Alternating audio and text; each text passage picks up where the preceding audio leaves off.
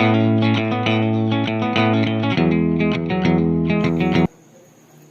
दोस्तों, welcome to free education. मैं हरिशंकर वर्मा आप लोग के सामने फिर से एक नया वीडियो लेकर आया हूँ।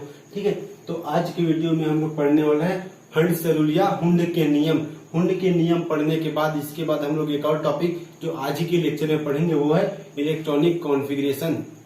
हुंड के नियम और इलेक्ट्रॉनिक कॉन्फ़िगरेशन दोनों हम आज पढ़ने वाले हैं। अगर आपने इससे पहले जो मेरा 3 वीडियो लेक्चर अपलोड हुआ है उससे आपने नहीं देखा है तो कहीं न कहीं ये वीडियो लेक्चर आपको समझने में कठिनाई होगी, क्योंकि मैं जो पिछले क्लास में जो पढ़ाया हूँ उसे इस वीडियो से कोरिलेट करके बताने वाला हूँ। ठीक है, तो आप इसे देखने से पहले मेरा पिछले वीडियो लेक्चर अगर आप देखते हो तो कहीं न कहीं आपके लिए ज्यादा बेनिफिट हो सकता है। ठीक है, तो आज हम स्टार्ट करने वाले हैं हुंड्स के रूल।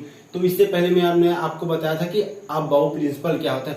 अबाउ प्रिंसिपल में मैंने क्या बताया था कि उसमें अबाउ के अनुसार सबसे पहले हम इलेक्ट्रॉन्स को लो एनर्जी वाले ऑर्बिटल में डालते हैं या फिर सबसे कम ऊर्जा वाले ऑर्बिटल में इलेक्ट्रॉन्स को फिल करते हैं। उसके बाद एनर्जी के बढ़ने के साथ साथ हम इलेक्ट्रॉनों को भी फिलअप करते जाते हैं। तो ये तो हो गया था आपका अबाउ प्रिंसिपल। अबाउ प्रिंसिपल के बाद आज हम लोग डिस्कस करने वाले हैं हंड्स रूल या हुंड के नियम। अगर आपको अबाउ प्रिंसिपल और हुंड के नियम नहीं पता तो आप किसी भी एलिमेंट के लिए इलेक्ट्रॉनिक कॉन्फ़िगरेशन नहीं बता सकते, क्योंकि जब तक आपको पता नहीं होगा कि इलेक्ट्रॉन्स कैसे डालते हैं, इलेक्ट्रॉन्स को डालने के लिए हम उसमें एनर्जी स्टेट का कैसे यूज करते हैं, तब तक आप किसी भी एलिमेंट के लिए इलेक्ट्रॉन्स को उसके ऑर्बिटल में फिल नहीं कर सकते। ठीक है, तो मैंने लास्ट क्लास में अबाउ बता दिया था। अब हम स्टार्ट करेंगे हंड्स रूल। तो हंड्स रूल या फिर हुंड के नियम में ये बताया गया है कि हम कोई भी इलेक्ट्रॉन्स को सबसे पहले सिंगल भरते हैं, सिंगल पेयर में इलेक्ट्रॉन्स को डालते हैं। उसके बाद हम उस इलेक्ट्रॉन्स को पेयरिंग करते हैं। जैसा हम एक एग्जांपल के थ्रू समझ सकते हैं। अगर मैं बात करूं, यहाँ कार्बन है, ठीक है, ये हो गया आपका कार्बन। तो कार्बन को हम कैसे रिप्रेजेंट करते हैं इलेक्ट्रॉनिक विन्यास के फॉर्म में, ये हो गया आपका 1s 2s 2p। इसमें हो गया आपका 2 इलेक्ट्रॉन्स, s ऑर्बिटल में 2 इलेक्ट्रॉन्स आता है। यहां भी आ गया आपका 2 इलेक्ट्रॉन्स। अब देखो इसमें 6 इलेक्ट्रॉन्स है, इसके पास 6 इलेक्ट्रॉन्स है, 4 इलेक्ट्रॉन्स यहां आ गया, 2 इलेक्ट्रॉन्स बचा है, 2 इलेक्ट्रॉन्स आपका यहां जाएगा। ठीक है, तो अब देखिए ये तो हो गया 2s, ये हो गया आपका 1s में 2 इलेक्ट्रॉन्स है। तो हुंड ने यह बताया कि आप इलेक्ट्रॉन्स को ऑर्बिटल में कैसे डालते हैं, कैसे डाल सकते हो, इसकी क्या क्या प्रोबेबिलिटी हो सकती है ये देखते हैं। उसके बाद हुंड ने क्या बताया ये देखते हैं।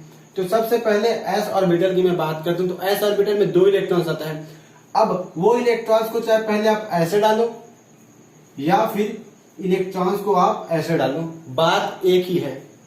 ठीक है, इलेक्ट्रॉन्स को ऐसे डालते तो भी सही है, इलेक्ट्रॉन्स को ऐसे डालते हो तो भी सही है। लेकिन आप अगर 2 इलेक्ट्रॉन्स फिल करते हो तो दोनों इलेक्ट्रॉन्स को ऐसे या फिर दोनों इलेक्ट्रॉन्स को आप ऐसे नहीं डाल सकते हो।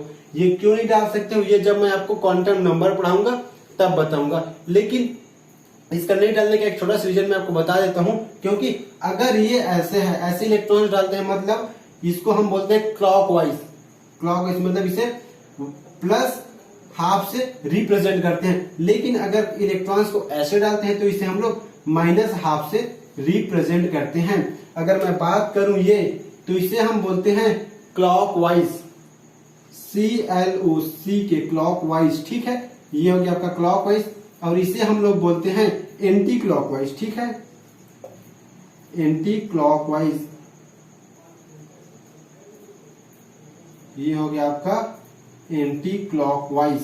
ठीक, अगर हाफ फील्ड है भी, अगर हाफ फील्ड है साथ में पॉजिटिव चार्ज है मतलब प्लस हाफ, तो उसे हम बोलेंगे क्लॉकवाइज। अगर माइनस हाफ है तो उसे हम लोग बोलेंगे एंटी क्लॉकवाइज। तो ये तो हो गया हुंड्स के नियम के अनुसार हम लोग एस ऑर्बिटल में इलेक्ट्रॉन्स कैसे डालते हैं। ठीक है, तो मैंने आपको यहाँ पास 4 प्रोबेबिलिटी बताई है। ठीक है, 4 प्रकार से इलेक्ट्रॉन डाल सकते हैं। तो इसमें से जो ये है ये तो आपका बिल्कुल सही है और ये भी आपका बिल्कुल सही है, लेकिन हम इस फॉर्म में इलेक्ट्रॉन्स को रिप्रेजेंट नहीं कर सकते।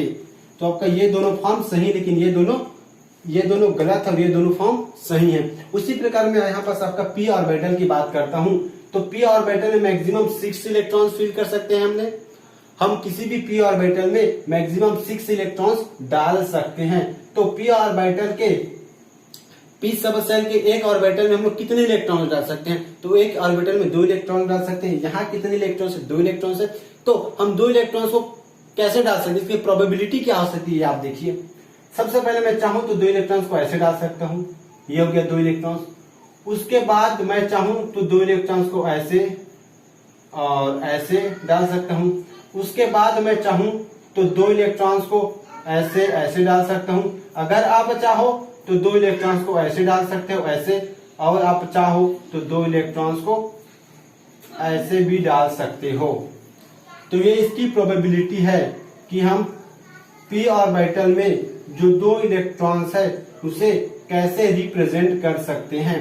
तो आप याद कीजिए हुंड्स ने क्या बताया है।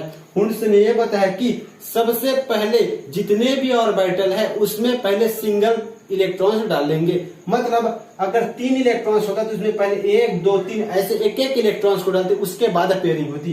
तो पेयरिंग तो इसमें नहीं होना चाहिए था, लेकिन पेयरिंग हो गया है। तो ये आपका बिल्कुल गलत है। इसके रिस्पेक्ट में ये भी आपका गलत है, क्योंकि इसमें पेयरिंग हुआ है। जब तक सिंगल सिंगल आप इलेक्ट्रॉन्स नहीं डालते तब तक आप पेयरिंग नहीं कर सकते। तो ये भी गलत हो गया, ये भी गलत हो गया। अब देखो ये आपका सही है और ये भी सही है, लेकिन ये आपका गलत है। ठीक, इसकी एक प्रोबेबिलिटी और हो सकती है जो मैं आपको बताना भूल गया था, और ये हो सकता है जो कि बिल्कुल सही है। क्यों सही है? क्योंकि अब देखो अगर मैं बात करता हूं p सब सेल की, तो p सब सेल में जो ऑर्बिटल होते हैं वो इन तीनों की एनर्जी इक्वल होती है। तीनों ऑर्बिटल की एनर्जी क्या होती है? Equal energy, equal energy. ठीक है, तीनों ऑर्बिटल की एनर्जी इक्वल होती है। तो आप चाहो तो इसमें इलेक्ट्रॉन डाल सकते हो, इसमें डाल सकते हो, या फिर इसमें डाल सकते हो। ये आपके ऊपर डिपेंड करता है आप किस में इलेक्ट्रॉन डालते हो। लेकिन आप इन दोनों फॉर्म में इलेक्ट्रॉन्स को नहीं डाल सकते, या फिर इस फॉर्म में। अगर आप इलेक्ट्रॉन्स को क्लॉकवाइज डाल रहे हो तो पूरे में क्लॉकवाइज ही डालिए, जब तक सिंगल पेयर ना हो जाए, सिंगल सिंगल इलेक्ट्रॉन्स ना जाए तब तक आप चाहे क्लॉकवाइज डाल रहे हो तो आप सभी में ऐसे ऐसे डालिए। अगर एंटी क्लॉकवाइज डालना चाहे तो आप ऐसे ऐसे डालिए। ये भी सही है, ये भी सही। लेकिन आप अगर एक में क्लॉकवाइज एक में एंटी क्लॉकवाइज डालते हो ऐसे ऑर्बिटल में, तो ये आपका गलत हो जाएगा। ठीक है, तो इस प्रकार से हुंड ने बताया कि इलेक्ट्रॉन्स को कैसे ऑर्बिटल में रिप्रेजेंट करते हैं। ठीक है, इसका एक एग्जांपल हम लोग और देख लेते हैं। बहुत ही सिंपल है, पर आपको अगर पता है तो आपके लिए बहुत सिंपल है, लेकिन अगर आपको इसके बारे में जानकारी नहीं है तो कहीं न कहीं आपको समझना पड़ेगा। अब मैं बात करता हूं, यहां पास ले तो मैं नाइट्रोजन। ठीक है, नाइट्रोजन का 7 होता है एटॉमिक नंबर, परमाणु क्रमांक 7 होता है। तो हम कैसे इसको आप बॉब के अकॉर्डिंग एनर्जी के बढ़ते हुए ऑर्बिटल में कैसे फिल करते हैं ये आप देखिए। ठीक है, ये हो गया 1s 2s 2p 3s। ठीक है, तो इसमें आ जाएगा आपका 2 इलेक्ट्रॉन्स, इसमें आ जाएगा आपका 2 इलेक्ट्रॉन्स, और इसमें आ जाएगा आपका 3 इलेक्ट्रॉन्स। ठीक है, तो S और P का तो मैंने आपको इससे पहले वाले एग्जांपल में बता दिया था कि S में क्या क्या प्रोबेबिलिटी हो सकती है और कैसे कैसे हम इलेक्ट्रॉन्स फिल कर सकते हैं। लेकिन यहाँ P को देखिए। ठीक है, P में 3 इलेक्ट्रॉन्स है, तो इसकी प्रोबेबिलिटी क्या हो सकती है आप देखिए। सबसे पहले तो आप चाहो तीनों में ऐसे सिंगल एक इलेक्ट्रॉन डाल दो। उसके बाद हम इसमें एक इलेक्ट्रॉन, इसमें 2 इलेक्ट्रॉन्स, इसमें 1 इलेक्ट्रॉन डाल सकते हैं। उसके बाद हम लोग क्या कर सकते हैं, 3 इलेक्ट्रॉन्स को ऐसे डाल सकते हैं।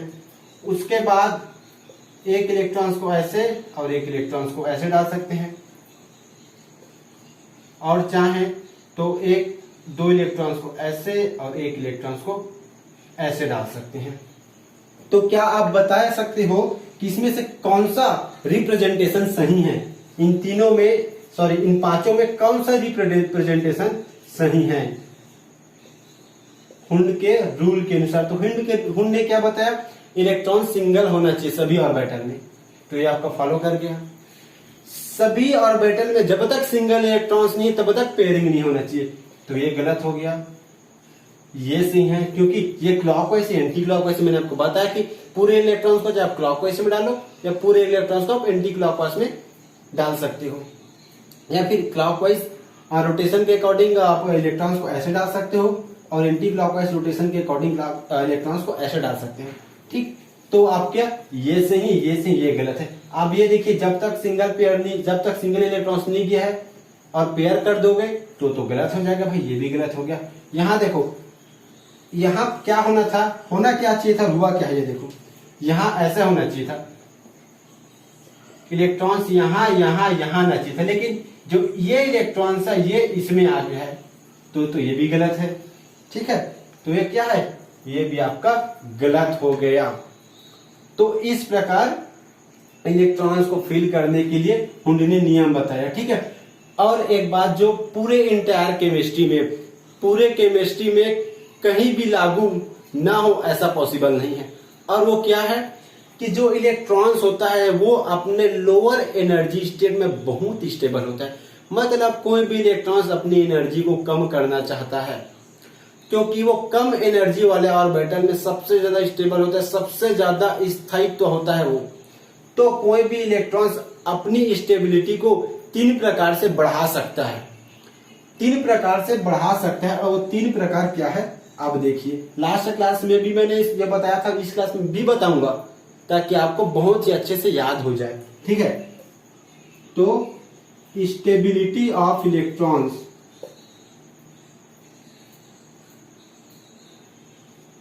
Stability of electron.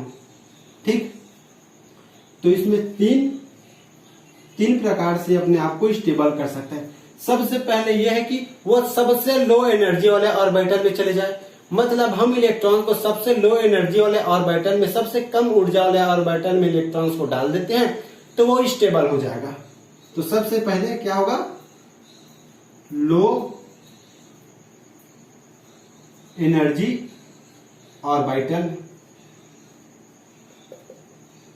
इलेक्ट्रॉन सबसे पहले लो एनर्जी वाले ऑर्बिटल में होना चाहिए। दूसरा, या तो इलेक्ट्रॉन्स हाफ फील्ड होना चाहिए या तो इलेक्ट्रॉन फुल फील्ड होना चाहिए। मतलब अगर वो हाफ फील्ड है तो भी वो बहुत ही स्टेबल है। ठीक है, हाफ फील्ड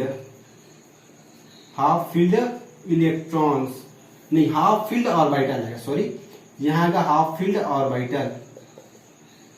अगर वो लो एनर्जी वाले ऑर्बिटल में है, हाफ फील्ड वाले ऑर्बिटल में है, या फिर फुल फील्ड ऑर्बिटल।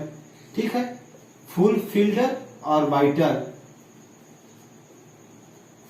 तो इन तीनों केस में जो इलेक्ट्रॉन्स है वो सबसे ज्यादा स्टेबल रहेगा। मतलब इलेक्ट्रॉन्स लो एनर्जी वाले ऑर्बिटल में रहना चाहता है, पहला। दूसरा, वो या फिर हाफ फील्ड होना चाहता है या फिर वो फुल फील्ड होना चाहता है। तो ये इन तीनों केस में इलेक्ट्रॉन्स अपने आप को बहुत ही ज्यादा स्टेबल कर सकता है या फिर अपनी स्टेबिलिटी को बढ़ा सकता है इन तीनों कंडीशन में। ठीक है, तो ये तो हो गया स्टेबिलिटी। अब एक दो और देख लीजिए इसके एग्जांपल। ये तो हो गया दोनों जो मैंने बताया, मेन ग्रुप एलिमेंट या फिर डी ब्लॉक एलिमेंट के बताया, सॉरी पी ब्लॉक एलिमेंट के बताया। जो मैंने दो एग्जांपल बताया वो आपको मैं पी ब्लॉक एलिमेंट या फिर मेन ग्रुप एलिमेंट का बताया। इसके बाद मैं चाहता हूं कि एक दो आप डी ब्लॉक एलिमेंट या फिर ट्रांजिशन एलिमेंट का भी देख लो। तो सबसे पहले मैं बात करता हूं, आप क्रोमियम का देख लो। ठीक है, क्रोमियम का एटॉमिक नंबर, परमाणु क्रमांक कितना होता है मैंने आपको बताया था, शक्ति वकर मतलब 24। ठीक है, ये आपका हो गया 24। शक्ति वकरमन फेकोनिकुजा 3D सीरीज का है, ये 3D सीरीज का है ये शक्ति वकरमन फेकोनिकुजा। मैंने आपको इससे 2 लेक्चर पहले बताया था कि आपको कैसे याद करना है पूरे सीरीज एक ही लाइन में, वो भी एकदम एक्यूरेट। ठीक है, तो ये तो हो गया। अब इसका हम लोग देखते हैं कैसे डाल सकते हैं इलेक्ट्रॉन्स। ठीक है, इसमें ये आ जाएगा, नहीं इसको मैं बताऊंगा जब आप इलेक्ट्रॉनिक कॉन्फ़िगरेशन डालोगे तब इस एग्जाम्पल को बताऊंगा, अभी इसको नहीं बताता हूँ, अभी इसको नहीं बताऊंगा मैं, अभी इसको नहीं बताने वाला। अभी मैं आपको बताऊंगा आयरन का। देख लो आप, आयरन का देख लो ना भाई, बात वही है, क्रोमियम या फिर आयरन। इसका होता है आपका 26। ये हो जाएगा 1s 2s 2p 3s 3p 4s 3d, ये भी 3d सीरीज का एलिमेंट है, 3d सीरीज का एलिमेंट है ये भी, ठीक है, ये भी 3d सीरीज का एलिमेंट है। s में आता है आपका 2 इलेक्ट्रॉन्स, p में आता है आपका 6 इलेक्ट्रॉन्स, फिर s में 2, फिर p में 6, ठीक है। जोड़ लीजिए आप कितने इलेक्ट्रॉन्स है पहले, 2 2 4, 4 और 6 10, 10 और 2 12, 12 और 6 18, इसमें आ जाएगा आपका 2, 20 इलेक्ट्रॉन कंप्लीट हुआ। अब देखिए 6 इलेक्ट्रॉन बचे, उस 6 को आप इसमें डाल दीजिए, ये हो गया आपका इलेक्ट्रॉनिक कॉन्फ़िगरेशन ऐसे। अब इसमें हम देखते हैं कि हुंड के नियम के अनुसार इलेक्ट्रॉन्स को कैसे फिल कर सकते हैं, ठीक है। तो सबसे पहले आप देखिए, ये हो गया आपका d ऑर्बिटल, ठीक है, ये हो गया आपका d ऑर्बिटल, 6 इलेक्ट्रॉन डालना है हमें, 1 2 3 4 5।